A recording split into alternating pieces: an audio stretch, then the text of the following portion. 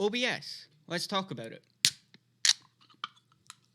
Hey there, guys, and welcome into today's episode of Stream Tips Saturdays, where we are talking about more OBS tips. And if you haven't watched the previous video, watch this video first, and then go and watch the other one, or do it vice versa. Go and watch the other one first, and then come back here.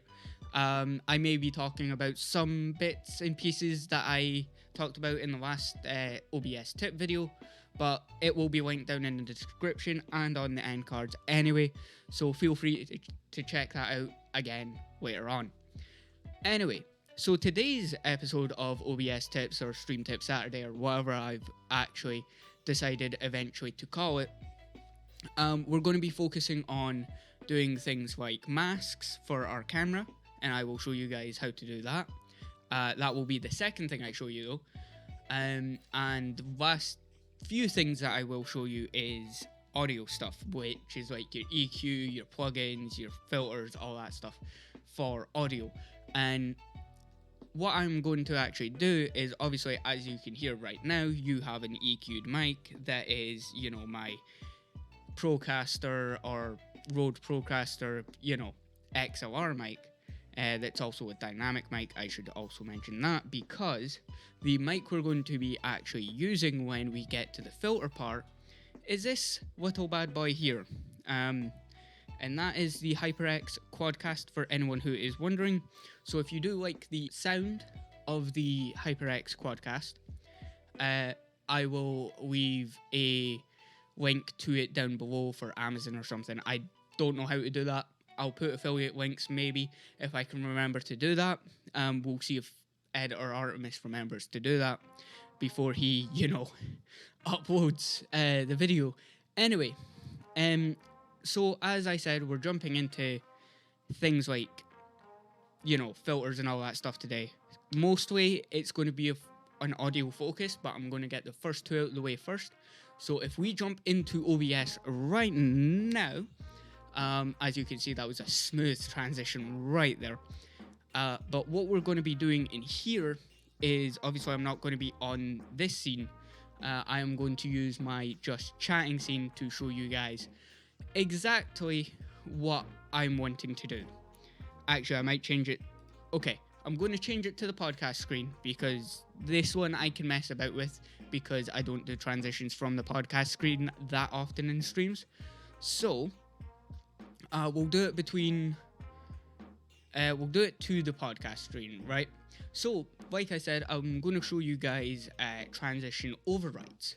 So what these basically do are just different ways to, so like if you want one scene in particular to transition in a certain way, like have a stinger or be like an intro type thing, where you do like from there into a stinger and all that stuff, you can kind of do that from this. So basically what this does is, if I don't break it, which would be great, so if I do something like a fade, right? So if I transition override that, obviously it's going to slide out to my BRB screen, as you guys can see, but once I go back into here, it will just fade in, like so. So that is how transition overrides work, right? So obviously on the scene that you want it to transition into, you have to put the stinger on that one. So like if I was to do it from the BRB screen to the podcast screen, I need to select stinger, and then I think, oh god, I can't remember how to do this. There we go, that's how we do it. See? So as you can see right now on my OBS, it's transitioning from my podcast solo to my podcast, and it just does that kind of simple transition where it's just nice and easy. And again, oops.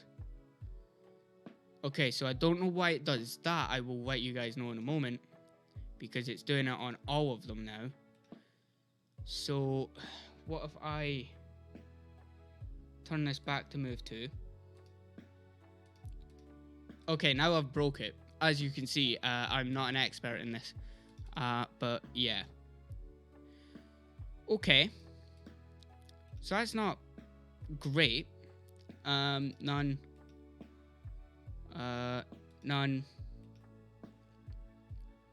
done. Just gonna make sure that this works properly, and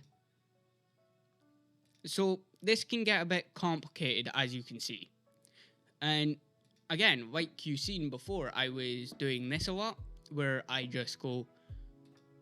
So if I want to go from just chatting to starting soon, I can have a button that actually just goes move to. What? Oh, okay, that's a problem. That is a slight problem. Yeah. Okay. Okay, so I guess I've got to mess about a bit more with that to understand it fully. But basically, what the transition override does is once you switch to that scene, it makes it everything is a stinger. Okay? So that's basically what I've learned from that. And look at that, I've left my mistake in. I'm telling you guys exactly what my mistake was. And again, tune in for the next OBS tips where I go a bit more into detail with this, because I will figure this out for you guys, just to make sure that even I know what I'm talking about a little bit. Now, the next thing I want to talk about, which I will need my camera source to actually do this, so I'll see if I can remember how to do this, because this is a secondary version of OBS, so I need to go into my game scene or something, and need to go into here. And what I will do actually is, just before we do that, I will jump into my actual OBS that I'm recording this off of, deactivate my camera here, reactivate it here, and now look at that, there's two of me now. I bet that's a scary thought, huh? Two of me? Yeah, exactly what I'm thinking, man. Like, very scary thoughts. So now that we've got my camera in OBS, I can go into filters. Okay, wait, whoops. So now there are two of me, and again, I know that's a scary thought, don't overthink it too much, because this is needed to show you guys. But now if I go into my video capture device here, which is video capture device 3 for me, but that's because I messed about with some other things and just haven't reset it. So we'll get into that at some other point, like during, my whole OBS tips and how to do all that type of filtering and stuff for the camera, which I've not really touched, but if you can see what it does, it basically brightens it a bit, and I don't know what the other one does. I think I messed about with that. So anyway, what I want to talk about here today is this image mask blend. So it takes an image and does exactly that. For example, I was messing about with this last night before I started recording, and basically what this did was, and what this was for, is to show, or at least ask, CitrusShot61, who you will see a few videos with very soon, so keep an eye out for that. And because he was wanting a different camera border, so I went and I kind of figured it out. So for this, basically what you use, get any black image, so any image, as long as it's black, as long as it's transparent, but it does work on certain images, such as the image that I'm using, which is actually a what is it called? It's a colored image, right? I will show you guys exactly how I do this if I go into my screen capture instead of my, normal, capture, if that makes sense, my window capture. So if I use a display capture real quick, just give me a second, and now you guys can obviously see that this one's capturing and this, but what I used was this image here. So if I take another image and say, let's say I want a PS5 controller. Okay, that one's not going to work because it doesn't have an alpha out background, but as long as it has an alpha out background, like if I use sparrows for example, You could have something like that. I don't know why you would want something like this, but there's a use case for it, I guess. But we will use someone's logo like Vol Baby Sparrows. Again, her link will be down below, seeing as I am using an image that I made for her. But again, I could do this with a million things. Like, I could have that being a GIF. You can put GIFs in here too. I totally didn't just realize that. That is really disorientating. So give me a second to take, that off, because that thing is scary, bro. But yeah, you could do this with a million things. Like, you could have a whole Jedi Order type of fucking mask on your thing if you really wanted to. And just to, again, show you guys what this actually does, because you can only see it on a black screen. So if I get something like OBS, obviously you're going to get multiplication and all that stuff. But if you look at that, you see what I'm getting at, right? You can see what you can kind of get, and it would come through. And again, I can move this anywhere I want, and it will show up transparent where it's transparent, and non-transparent where obviously you can see my camera, where it's split to hell. What I'm going to do now is I'm actually going to monitor mic 2. Now, I might trip on my words a little bit here and there, but just to avoid that. Well, actually, what I'll do first is I will go and EQ it to my best ability. So I will show you guys exactly how to do that. And the first thing I need to do is switch this display capture right back on. And now, what you're going to see is I'm going to go in here. I'm going to press filters. Now, as you can see, there are no filters on mic 2 whatsoever, which is the HyperX Quadcast. Now, the first thing I want to be doing here is putting on a limiter.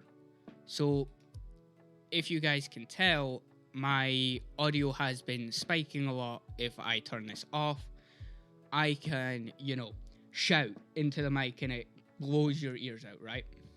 So again, that wasn't exactly the loudest that I could be, but I just wanted to give a small example so I didn't actually blow your ears out, But I've got a limiter on now, and now basically the furthest this can go is about 10 decibels, well, minus 10 decibels, which is, even if I get right up to the mic or put the gain all the way up, which again, I know it sounds horrible when I do that, but when I put that gain all the way up, again, it stops it from hitting a certain threshold. Now, I know, headphone warning, don't worry, Editor Artemis probably put in a warning there for you guys, but yeah. So the next thing I want to actually talk about is noise suppression. Now, this can go one or two ways, right? So obviously, as you guys can tell, I've got a pretty decent, noise suppression on right now. But again, I will, talk more once I know that this fucking mic is working.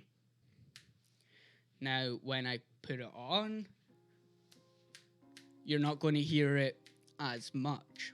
So, the other thing is, you can actually have, again, with a NVIDIA GPU, you can, again, have noise removal if you've got this NVIDIA GPU.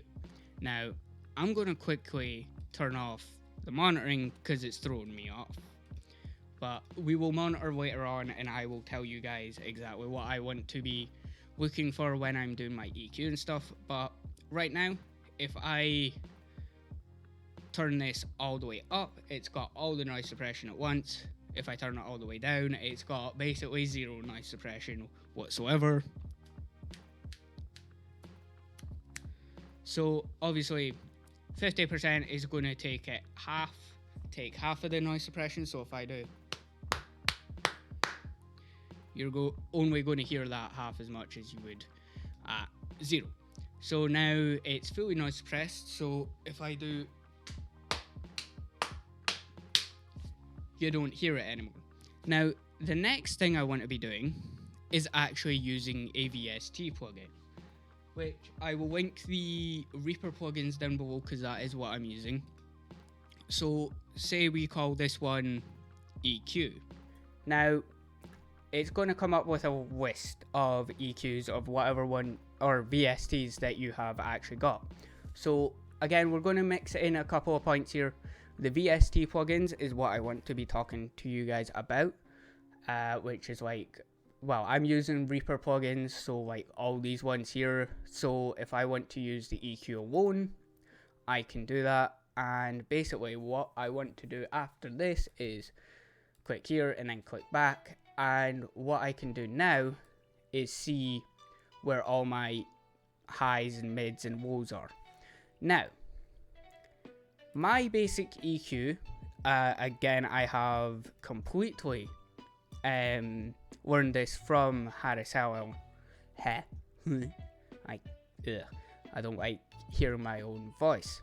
So, what I want to do here is do a high pass. Yeah. So, this gets rid of any extra background noise that isn't picked up from the noise suppression, so like hums and all of that stuff, right? So the next thing, this is all my lows and all that. So what, right, obviously that's a bit of an exaggeration, but if I put that up to my 2 decibels, right, and then bring this down about the same, about that 2, and then this is my highs, which I want to be hitting with a normal band. Where is it? There. So again, about that 2, and that's your basic EQ, really. Now you can add bands like that and change them to like a low pass. Oops.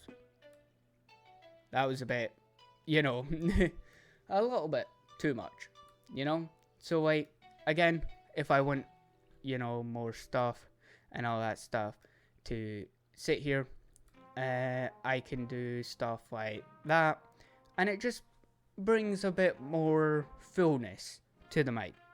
Now, if we switch back over to the other mic, you'll see the difference.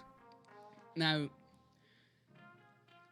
the next thing I want to point out is compression. So just give me a second, and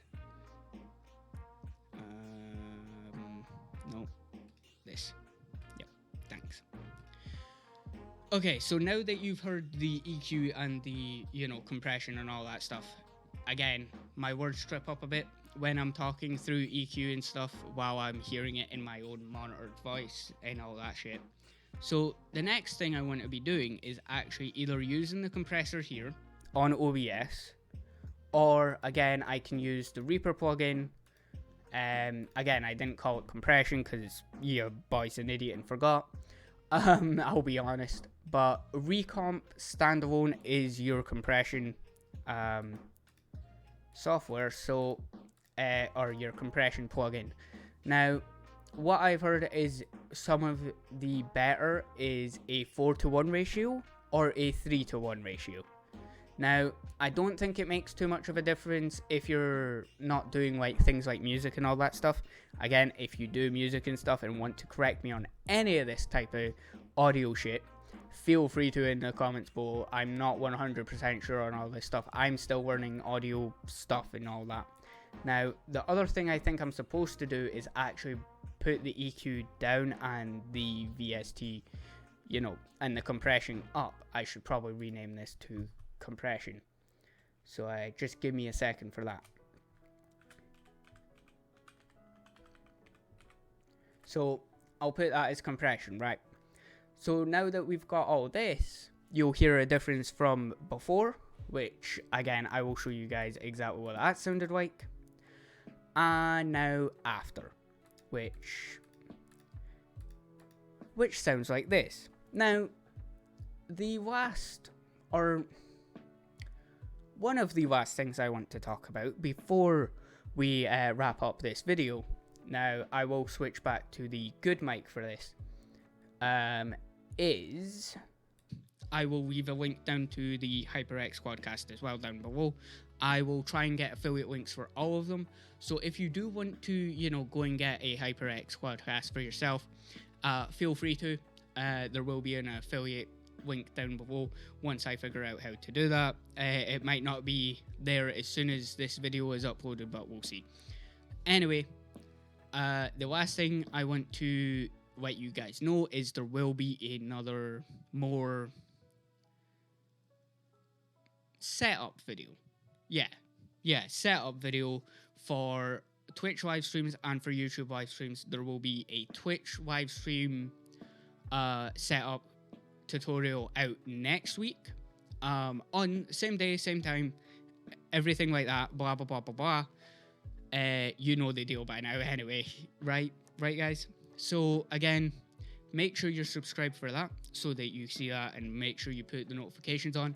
I do a variety of content over here, so if you like a bit of gaming videos, I'm doing that a lot through the week just now. And I do stream once or twice a week over on this YouTube channel anyway. So because I have moved from Twitch to YouTube, so again, I will be over here a lot more. But again, if you want to see the thoughts between Twitch and YouTube on my first month of streaming on there, that video will be exactly right there, right where I'm pointing. It better be, or editor Artemis is going to get kicked up the ass. And the last video that I did with OBS tips are going to be right here. So anyway, I hope you guys had fun with this video. I hope you guys like to see me mess up and, have a bit of fun with it. And as always, happy streaming, happy content creating. And yeah, I'll see you guys later. Peace.